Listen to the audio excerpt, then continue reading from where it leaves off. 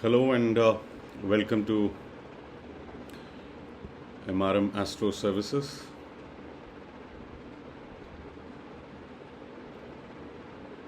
मैं सोच रहा था कि आज किस विषय पे चर्चा करें। तो बहुत सारे ज्योतिषी हैं जो बहुत सारे चीज़ों के बारे में बात करते हैं। आज मैंने एक टॉपिक चुना है, सारे एग्जॉल्टेड प्लैनेट्स क्या आपको पैसे, धन, दौलत, शोहरत सब कुछ दे पाते हैं सिर्फ एग्जॉल्टेड प्लैनेट्स।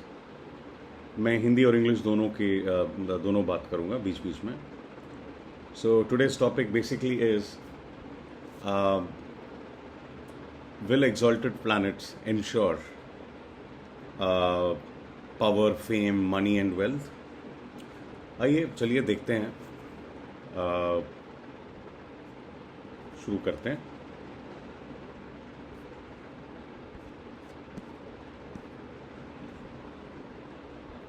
मैं आपको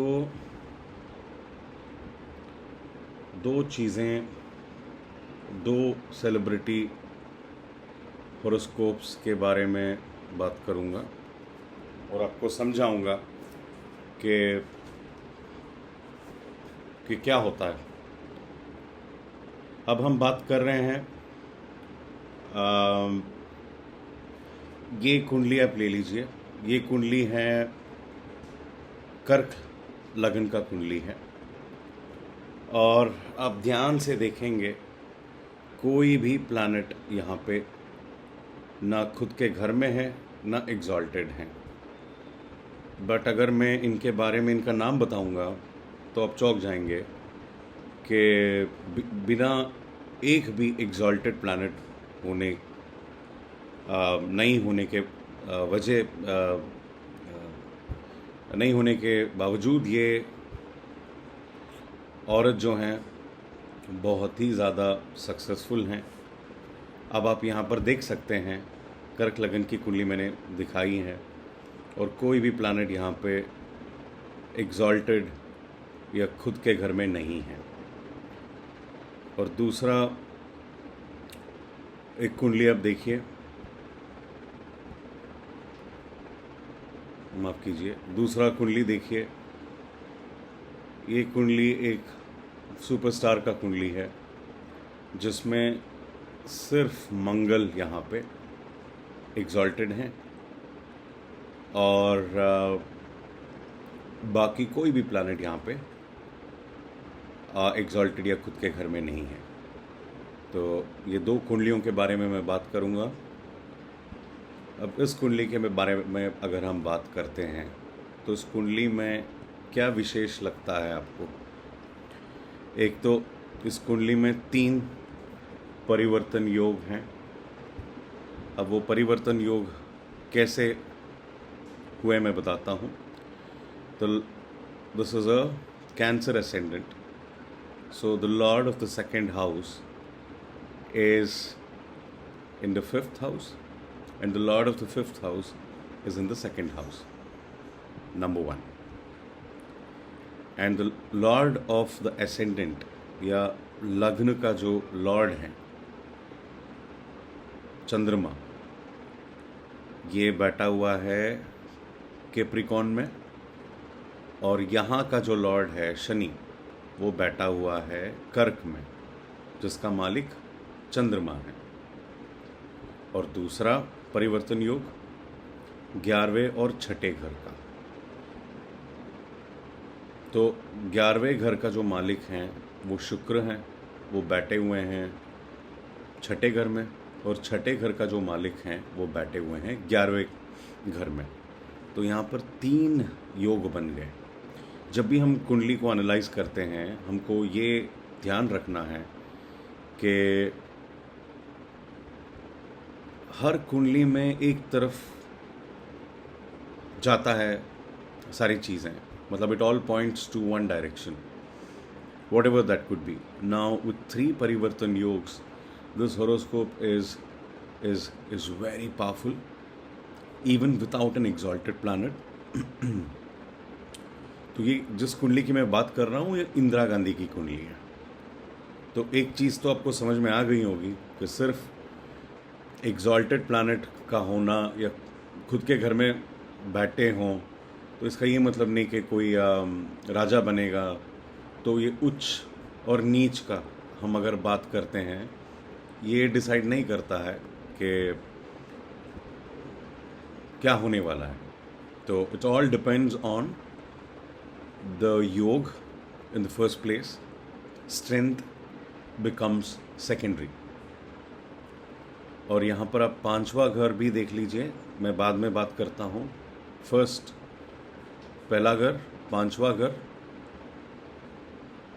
और नवा घर, नवा घर का जो मालिक हैं, ये जो चीज़ें हैं फर्स्ट 5 9 इसके बारे में मैं बात करूँगा आपसे, बट ये इस कुंडली में भी देख लीजिए। तो ये कुंडली आपने देखा कि एक भी एग्जॉल्टेड प्लैनेट नहीं होने के बावजूद इंदिरा गांधी जी हमारी प्रधानमंत्री थी। She is called iron woman of India. Now will go to the other horoscope जिसके बारे में मैं बात करूंगा अभी। इसमें भी आप देखेंगे तो सिर्फ यहाँ मार्स एग्जॉल्टेड है छठे घर में। अब मार्स यहाँ का चौथे घर का मालिक है और यहाँ पर it's a Leo ascendant and the ascendant lord is sitting in the 4th house which is controlled by Mars. And for a Leo ascendant, Mars becomes a yoga karak planet. So obviously because the ascendant lord is in the Kendra, that is the 4th house, controlled by Mars. और यहाँ पर आप देखेंगे Venus and Mercury are together, मतलब युति है।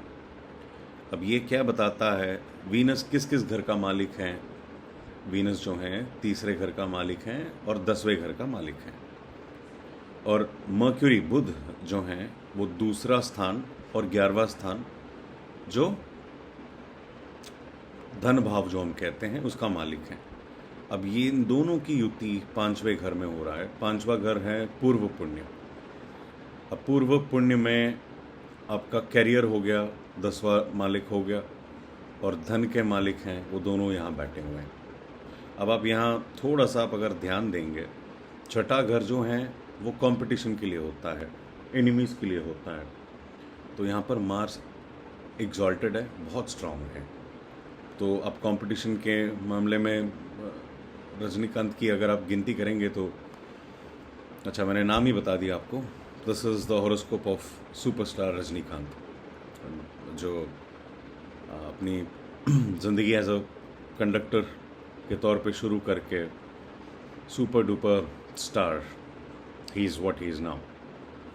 और एक और चीज़ अगर आप ध्यान देंगे, यहाँ पर राहु 8वें घर में बैठा हुआ है। तो आप अगर कोई भी चीज़ अब पढ़ोगे या पूछोगे या जानने की कोशिश करेंगे तो राहु का 8वें घर में बैठना अच्छा नहीं होता है।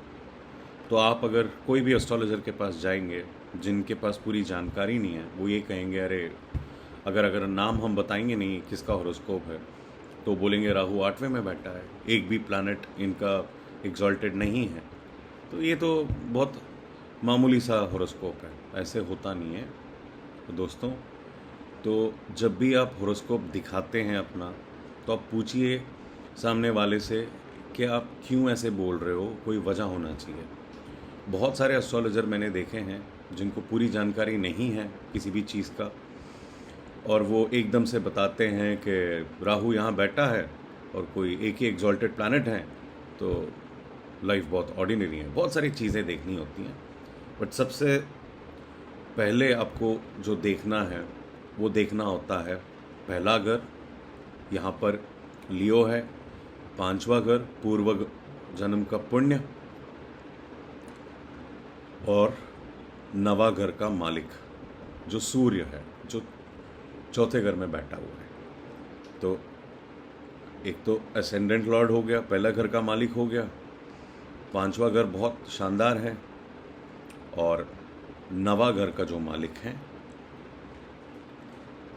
यहाँ 9वां घर का जो मालिक है मंगल, वो बैठा हुआ है 6ठे घर में, जो कंपटीशन दिखाता है, जीत और फाइट्स दिखाता है। तो रजनीकांत अपने आप में ही एक मिसाल हैं। वो काफ़ी लड़े हैं और जहाँ से वो आते हैं और जहाँ पहुँचे हैं वो यहाँ दिखाता है। तो मेरा ये दोनों सेलिब्रिटी हॉरोस्कोप का दिखाने का एक ही मतलब था कि जब भी कोई बोले कि आपका कुंडली बहुत अच्छा है या बहुत बुरा है, आप पूछिए उनसे कि आप ऐसे क्यों बोल रहे हो। जब मैंने अपनी इसके बारे में जानने की जो कोशिश की थी, वो मैं तब 7 साल का था। तो अब करीब 30 साल हो गए मुझे इस चीज़ के बारे में पढ़ के, जान के, चीज़ें रिसर्च करके। ये मेरे लिए प्रोफेशन नहीं है, बट ये